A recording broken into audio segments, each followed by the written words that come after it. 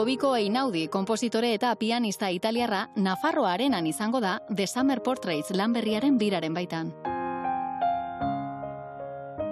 Minimalismoaren eta atmosfera zinematikoen artean, pianoa ari instrumentuekin eta elektronika geruzekin elkartzen dituen zuzeneko zabala eskainiko du 11 musikariko taldearekin.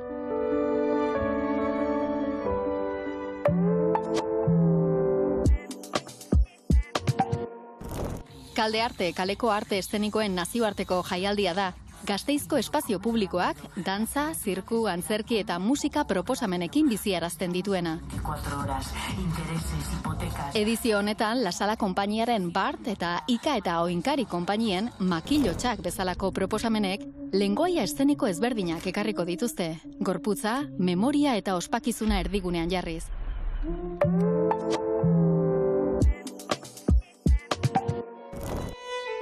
Ostegunean 2 sorkuntza garaikide berri aurkeztuko dira Getxo Eszena Irekia programaren baitan. Almudena Perezen piezak gorputza bidaia sentsorial bihurtzen du musika barrokoaren bidez. Eta Natalia Garziaren lanak mugaren ideiaren inguruko azterketa fisiko eta kontzeptuala proposatzen du.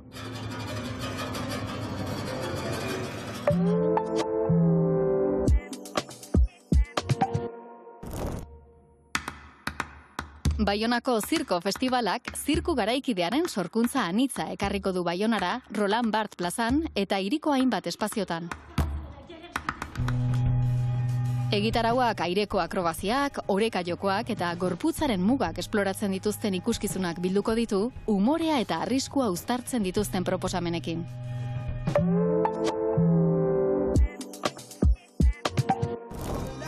Lisandro Aristimuño eta Maite Larburu Donostian izango dira gau berean 2 proposamen musikal ezberdin eskaintzen.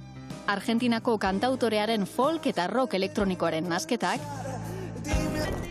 eta euskal artistaren sormen organiko eta esperimentalak 2 zuzeneko intimo eta berezi osatuko dituzte.